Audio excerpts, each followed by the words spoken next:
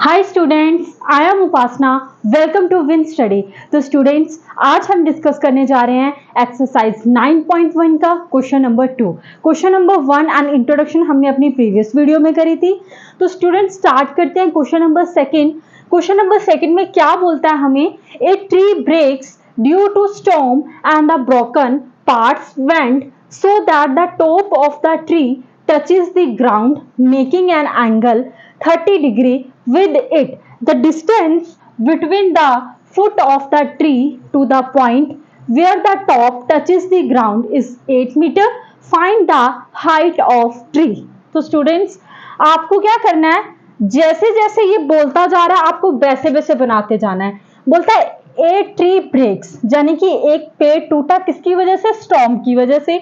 Storm क्या होता है? तूफान। And the broken part went so that the top of the tree touches the ground. बोलता है जो ट्री का टॉप पार्ट है वो टच हो रहा है कहां पे? ग्राउंड, मतलब बेस में। तो सबसे पहले तो मैं एक ट्री बना लेती हूं। जैसे मान लीजिए इस तरीके से ट्री होगा और वो ब्रेक भी हुआ है, और ये भी हमें बोला है कि टॉप से जो ट्री है वो टच हो रहा है, यानी कि ऊपर का हिस्सा टूटा होगा। मान लो इतना इतना पेड़ का हिस्सा क्या है, ये मैं आपको समझाने के लिए बना रही हूं।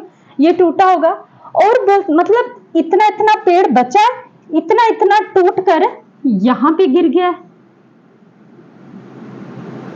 तभी तो ये बोल रहा है ऐसे करके कि part went the top of the tree touches the ground, और ये आपका ग्राउंड ही है, यानी कि जहां पे ये टच हो रहा है ये आपका क्या होगा बेटे?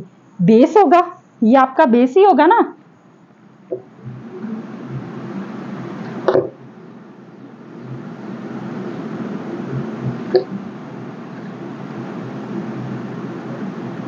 ठीक, अब देखो आगे क्या बोलने की कोशिश कर रहा है ये। बोलते making an angle of 30 degree with it, यानी कि ये बेंड होकर ऐसे गिरा है, ऐसे करके गिरा है, मतलब ये पेड़ ऐसे करके गिरा है नीचे, तभी ये टच हो रहा है। और बोलता जब ये टच हो रहा है तो यहाँ पे 30 डिग्री का एंगल बना रहा है। समझ आया? क्या है ये? एक पेड़ है, इतना इतना मान लो टूट कर ये क्या हो गया? नीचे गिर गया। ये सारा क्या पेड़ ही तो है, मतलब ये भी पेड़ है और ये भी पेड़ है, बस ये नीचे गिर गया। और बोलता जब ये ग्राउंड पे टच हो रहा है तब ये क्या कर रहा है? 30 डिग्री का एंगल बना रहा है। ग्राउंड क्या हुआ? आपका बेस हुआ, और यहाँ पे आपका 90 डिग्री का एंगल बन रहा है, और 30 डिग्री का एंगल ये यहाँ पे बना रहा है। और मैंने आपको पहले ही बताया था जहां पे एंगल टच हो रहा हो वही आपका क्या होता है बेटे? बेस होता है। ये परपेंडिकुलर होगा और हाइपोटेन्यूज तो आपकी हमेशा सेम रहती है। ऐसे है, मैं नेमिंग दे लेती हूँ ए, बी और सी। आगे क्या बोलता है? बोलता है distance between the foot of the tree, यहां ये फुट है, यहां से ट्री लगा हुआ है, and where the top touches the ground, मतलब जहां से ये गिरा, मतलब इतनी इतनी कितनी है? 8 मीटर। आपको दे दिए, दोबारा से देखिए क्या बोल रहे हैं। बोलता है distance between the foot of the tree to the point where the top touches the ground is 8 metre. मतलब जहां पे ये पेड़ है और जहां जाके गिरा है उसकी जो लेंथ है वो कितनी दी गई है आपको? 8 मीटर, यानी कि आपको बेस मिल गया। और आपको फाइंड आउट करनी है कि ट्री की हाइट कितनी थी। स्टूडेंट, सबसे पहले क्वेश्चन को समझना बड़ा ज्यादा जरूरी है। ऐसे इतना लंबा क्वेश्चन नहीं है जितने अंडरस्टैंडिंग बेस्ड क्वेश्चंस हैं, आप क्रियान्वयन नहीं करेंगे। ठीक है, तो क्या पूछा? बोलता find the height of a tree, यानी कि आपको पूछा गया है कि ट्री कितना है। देखो इतना ट्री तो खड़ा है ये ऑलरेडी, इतना इतना ये टूट के यहां गिर गया है, यानी कि ए बी और ए सी, मतलब ए बी प्लस ए सी को मिलाकर हमें अपनी ट्री की हाइट मिल जाएगी। मतलब ट्री की हाइट कितनी है? ए बी प्लस ए सी, इतना इतना टूट के तो यहां पे गिर गया ना। ओके, यानी कि हमें ये निकालनी है। जब ये निकल जाएगी तो हमें क्या? हमारी ट्री की हाइट मिल जाएगी।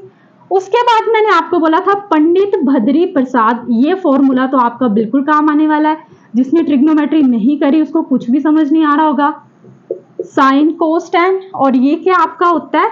कोसैक, और ये आपका होता है सैक, और ये होगा आपका कोट।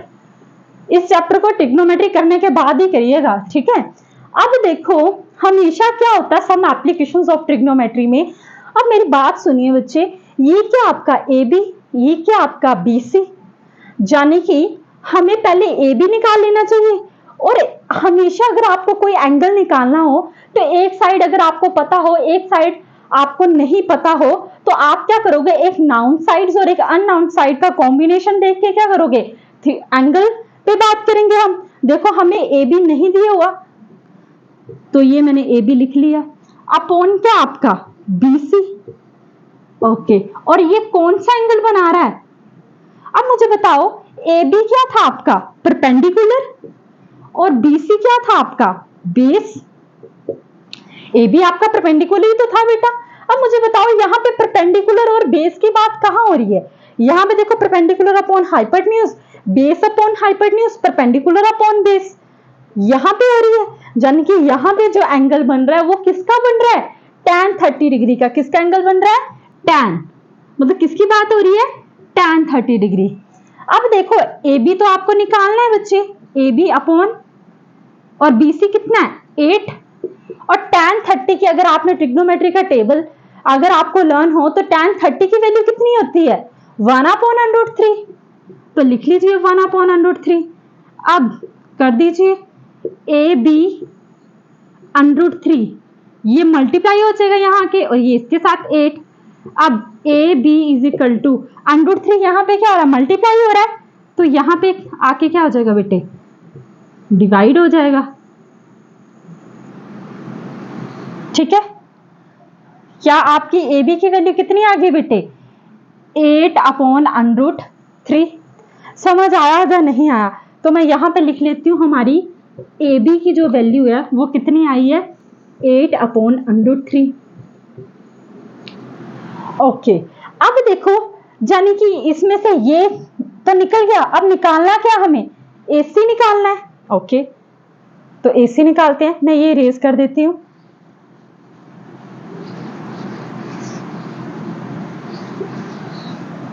अब AC निकालने के लिए हमें ये साइड तो पता है लेकिन ये नहीं पता, तो जो साइड पता है लिख लो, BC upon AC is equal to, BC क्या आपका बेस, AC क्या आपका हाइपोटेन्यूज। ठीक है, और देखो बेस और हाइपोटेन्यूज की बात कहां पे हो रही है, यहां पे हो रही है कोस में, यानी कि इस बार कौन सा एंगल बन रहा है, यहां से चेक करना है आपको। ठीक है, तो बेस अपॉन हाइपोटेन्यूज कहां पे बात हो रही है, कोस में, तो यानी कि ये एंगल बन रहा है आपका कोस 30 डिग्री। ठीक है, कोस 30 डिग्री। अब देखो BC कितना है, 8/AC आपको निकालना है। कोस 30 की वैल्यू होती है बेटे √3/2, ये आप ट्रिग्नोमेट्री के टेबल में ऑलरेडी कर चुके हैं।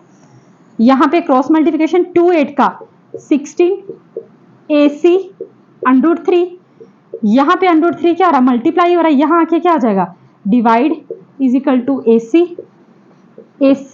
Is equal to 16/√3।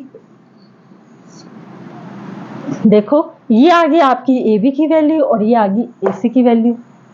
अब आपके माइंड में बड़े सारे क्वेश्चंस होंगे, हमें कैसे पता चलेगा कि कैसे, तो ये देखो ये तो आपको एंगल तो ट्रिग्नोमेट्री टेबल से जो आपको साइन कॉस की वैल्यू तो इससे पता चल जाएंगी, प्लस आपको ट्रिग्नोमेट्री का टेबल लर्न होना चाहिए। अब एक और मैं आपको, जो कई स्टूडेंट्स के माइंड में क्वेश्चन आ रहा होगा कि क्या हम BC अपॉन AC लिख रहे हैं, क्या हम AC अपॉन BC नहीं लिख सकते?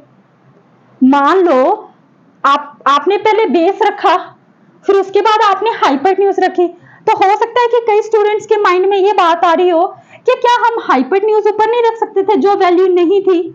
जैसे मान लो AC अपॉन BC रखते, तो AC कितना आपका हाइपोटेन्यूज, तो BC कितना आपका बेस। कई स्टूडेंट्स के माइंड में ये भी बात आ रही होगी ना कि हमने बेस ही क्यों ऊपर रखा, हम हाइपोटेन्यूज भी तो ऊपर रख सकते थे, तो क्या तब आंसर मैच हो सकता था? तो स्टूडेंट्स तब भी आंसर आपका सेम आना था। कैसे, अभी बताती हूं मैं। देखो जहां पे हमने देखा बेस और हाइपोटेन्यूज की बात कहां पे हो रही है, कोस 30 में। अब मुझे बताओ हाइपोटेन्यूज और बेस की बात कहां हो रही है, सीकेंट में, यानी कि सैक में हो रही है। तो ठीक है, आप लिख दो सैक 30 डिग्री। अगर आप हाइपरन्यूज को ऊपर ले जाओगे तो ये क्या था, sec 30 आ जाएगा। अब देखो आपका जो AC है वो कितना है, ये आपको फाइंड आउट करना है। BC कितना है आपका 8, और sec 30 की वैल्यू कितनी है आपकी, sec 30 की वैल्यू होती है बेटा 2/√3, और ये cross multiplication AC √3 is equal to 16, और AC इज इक्वल टू 16/√3। ये देखो स्टूडेंट्स, क्या तब भी AC की वैल्यू सेम आई या नहीं आई?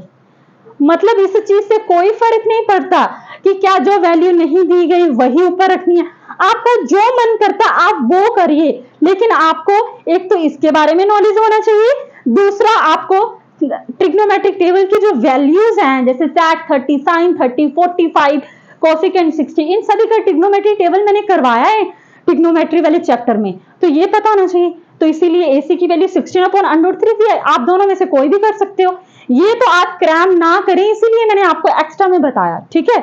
अब देखो ये मैं इरेज कर देती हूं, आप जिस मर्जी से निकालेंगे स्टूडेंट्स आपका आंसर सेम ही आएगा।